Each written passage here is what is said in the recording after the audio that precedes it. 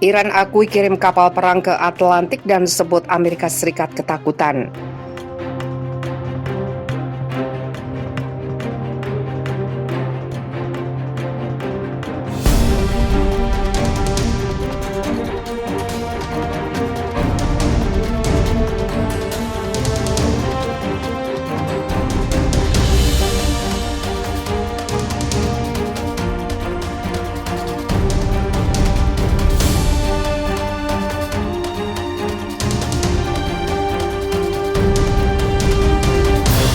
Kepala Angkatan Laut Iran Laksamana Hossein Kanzadi mengakui bahwa Teheran telah mengirim kapal perang ke Samudra Atlantik untuk pertama kalinya dalam sejarah negara itu.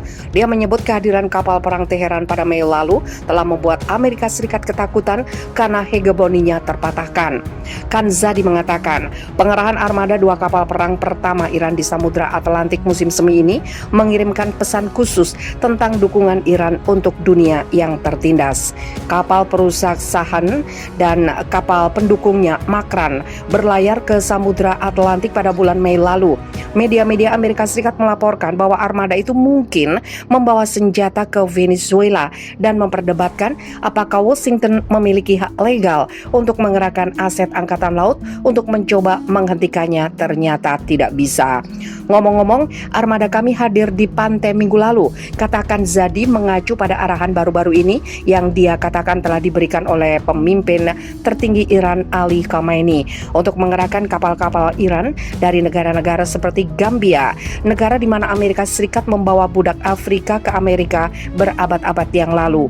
Tentu saja sebagian dari kehadiran itu adalah karena Amerika mengatakan Iran tidak dapat hadir di Atlantik, ujarkan Zadi dalam pidato yang disiarkan televisi pada hari Sabtu yang dilansir Tasnim Minggu 11 Juli.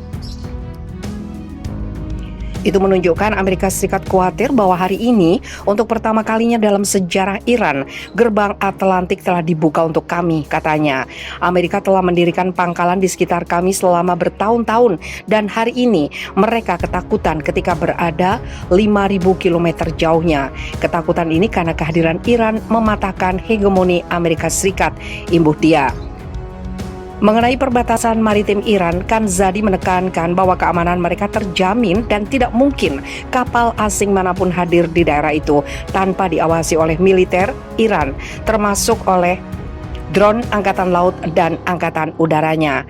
Bagi Israel untuk hadir dalam geografi kami seperti mimpi dan fatamorgana, sesumbar Kanzadi merujuk pada persaingan regional lama Teheran dengan Tel Aviv. Lebih lanjut, Kanzadi mengatakan Angkatan Laut Iran akan menerima pengiriman beberapa kapal perang baru, termasuk hovercraft, peluncur rudal yang dikembangkan di dalam negeri sebelum akhir tahun. Saya telah mengikuti rencana pembangunan hovercraft ini selangkah demi selangkah dan Kementerian Pertahanan telah berjanji untuk mengirimkan kapal ini yang dilengkapi dengan rudal ke Angkatan Laut pada bulan Desember, katakan Zadi. Komandan Angkatan Laut itu menambahkan bahwa kapal lain termasuk Damavan, kapal perusak kelas Mod G, dan Konarak, kapal perang baru dari kelas yang tidak ditentukan, akan bergabung dengan armada Angkatan Laut Iran pada musim gugur. Kanzadi memaparkan bahwa sebuah kapal intelijen jarak jauh yang tidak disebutkan namanya akan mulai beroperasi dalam waktu dekat untuk melengkapi kemampuan pelayaran laut Iran yang masih baru, dan mengatakan bahwa sebuah perusahaan Iran baru-baru ini merancang dan membangun mesin diesel laut baru untuk Angkatan Laut, memperluas jangkauan kemandiriannya di bidang tersebut.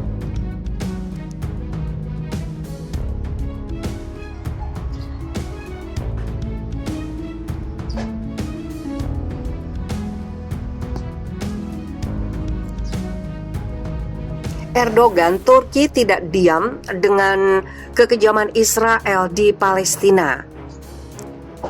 Perdamaian, stabilitas di kawasan tidak mungkin selama pendudukan Israel, kata Erdogan. Presiden Turki Recep Tayyip Erdogan pada Sabtu 10 Juli menegaskan tidak akan mungkin untuk membangun perdamaian dan stabilitas yang langgeng di Palestina selama kekerasan Israel terus berlanjut. Erdogan menegaskan Turki tidak akan tinggal diam terhadap penindasan Israel terhadap Palestina selama pertemuan tertutup di Pavilion Vahdettin di Istanbul. Recep Tayyip Erdogan dan Palestina Mahmud Abbas membahas perkembangan regional dan langkah-langkah untuk memperkuat hubungan bilateral, kata Direktorat Komunikasi Turki. Erdogan juga menyuarakan kepuasan atas hubungan bilateral yang positif dengan Palestina. Erdogan dan Abbas mengadakan pertemuan 4 mata yang berlangsung selama 1 jam 15 menit. Disusul pertemuan lainnya yang juga dihadiri oleh delegasi selama lebih dari 1 jam. Menteri Luar Negeri Turki Mevlut Cavusoglu, Direktur Komunikasi Fahrettin Altun, juru bicara Presiden Ibrahim Kalin dan Kepala Badan Intelijen Nasional Hakan Fidan hadir dalam pertemuan tersebut.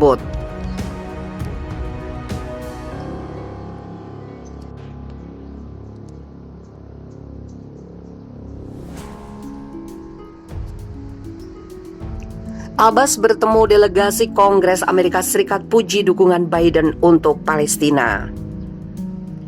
Presiden Palestina Mahmud Abbas membahas proses perdamaian dan perkembangan terbaru di wilayah pendudukan dengan delegasi dari Kongres Amerika Serikat. Ketua Komite Urusan Luar Negeri Dewan Perwakilan Rakyat Amerika Serikat, Gregory Meeks, memimpin delegasi yang beranggotakan 11 orang yang mewakili Partai Demokrat dan Partai Republik. Mereka bertemu Abbas di kantor pusat Kepresiden Palestina di Ramallah, tepi barat yang diduduki Israel. Abbas menegaskan komitmen pihak Palestina untuk mencapai perdamaian yang adil dan komprehensif berdasarkan resolusi legitimasi internasional melalui jalur negosiasi di bawah naungan Kuartet Internasional, ungkap laporan portal berita Wafa. Dia menunjuk pada perlunya mengambil langkah-langkah praktis untuk memberi rakyat Palestina harapan mencapai perdamaian melalui pembentukan negara Palestina merdeka dengan Yerusalem Timur sebagai ibu kotanya sesuai perbatasan 1967. Papar laporan Wafa. Presiden Palestina menyatakan kepuasannya dalam komunikasi dengan Presiden Amerika Serikat Joe Biden mengenai sejumlah masalah. Menurut Abbas, yang paling penting adalah komitmen Biden terhadap solusi dua negara dan bekerja untuk membuka kembali konsulat Amerika Serikat di Yerusalem.